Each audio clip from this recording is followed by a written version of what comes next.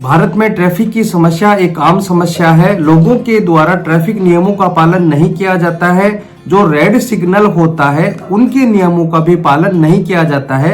लोगों के द्वारा यह देखा जाता है कि आगे के रास्ते में यानी आगे के चौराहे में पुलिस खड़ी हुई नहीं है, तो रेड सिग्नल होने के बावजूद भी वह भागने की कोशिश करते हैं। ऐसी स्थिति में एक्सीडेंट हो जाता है। कई बार ऐसी व्यक्ति की गलती भी नहीं होती है और गलती नहीं होने के बावजूद भी उसके खिलाफ मामला दर्ज कर लिया जाता है। मान लीजिए कि आपका जो सिग्नल है वह ग्रीन हो गया है और आप चलने लग गए हैं और राइट साइड से कोई व्यक्ति आपकी तरफ आ रहा है, उसकी रेड सिग्नल थी, उसके बावजूद भी वह भागने की कोशिश कर रहा है, रेड सिग्नल को तोड़ने की कोशिश कर रहा है। आपका सिग्नल ग्रीन हो गया है, आपकी कोई भी गलती नहीं है और आकर आप पे टक्कर मार देता है, जिससे एक्सीडेंट हो जाता है।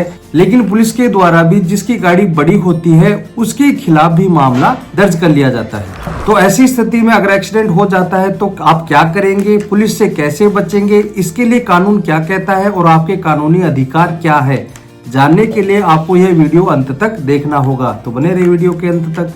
मैं हेमंत सिंह एडवोकेट और आप देख रहे हैं हेमंत LLB लॉ। वीडियो अच्छा लगा हो तो प्लीज इसे लाइक करें। अगर आप चाहते हैं कि ऐसे इंटरेस्टिंग वीडियो मैं आपके लिए बनाता रहूं तो प्लीज चैनल को सब्सक्राइब करें और ऑल पर बेल आइकन को सेट कर लें ताकि उसका नोटिफिकेशन आपको मिलता रहे। यदि आपकी गाड़ी से कोई एक्सीडेंट हो जाता है तो आप भागने की कोशिश न करें, उस घायल व्यक्ति की मदद करें, उसे अस्पताल में पहुंचाएं। सुप्रीम कोर्ट ने भी अपने कई जजमेंट्स में यह कहा है कि अगर कोई वाहन चालक किसी घायल व्यक्ति की मदद करता है तो उसके खिलाफ एक्सीडेंट का मामला नहीं करना चाहिए। उसकी मदद करना जरूरी है। हो सकता है कि अगर आप उसकी मदद नहीं करेंगे तो उसकी जान भी जा सकती है।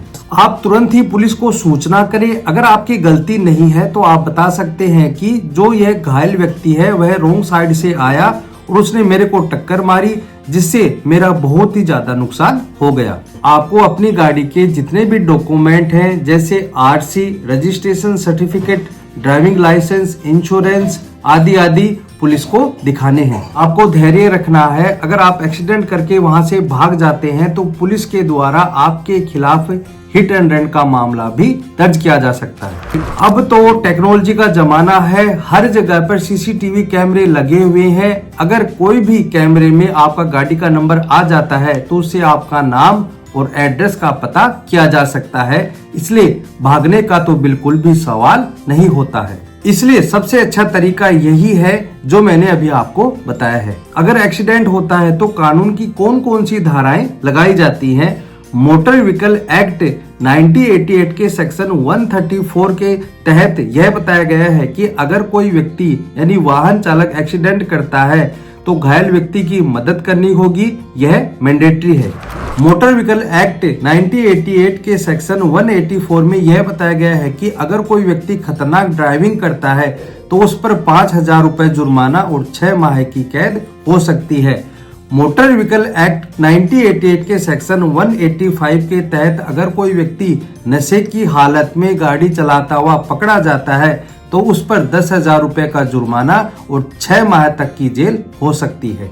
मोटर व्हीकल एक्ट के सेक्शन 196 में यह बताया गया है कि अगर किसी गाड़ी का इंश्योरेंस नहीं है फिर भी वह गाड़ी चला रहा है तो वह एक दंडात्मक अपराध होगा।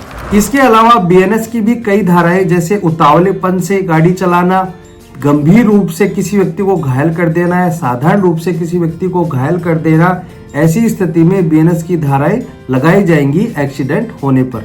अब आप ध्यान से सुनना कि किसी एक्सीडेंट मामले में कोई व्यक्ति आपको झूठा फंसाने की धमकी देता है या आपके खिलाफ FIR दर्ज करा देता है तो ऐसी स्थिति में वह क्या कानून है जिसके तहत आप बच सकते हैं। कई बार यह भी देखने को मिलता है कि एक्सीडेंट के केस में गलती अगले व्यक्ति की होती है और वह आप पर दबाव बनाकर या डराकर आपसे पैसों की डिमांड करता है या यह कहता है कि मैं आपके खिलाफ मुकदमा दर्ज करवा दूंगा। लेकिन आप अपने CCTV फुटेज निकालें, गवाहों को तैयार रखें। अगर कोई भी व्यक्ति आपके खिलाफ झूठी FIR दर्ज करवाता है तो उस व्यक्ति के खिलाफ BNS में कार्रवाई हो सकती है।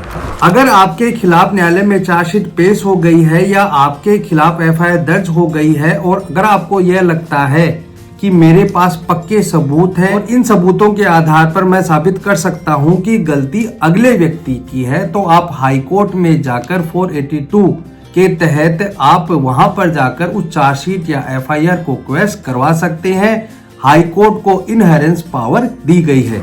आप वकील साहब से मिलिए, उनसे परामर्श लीजिए।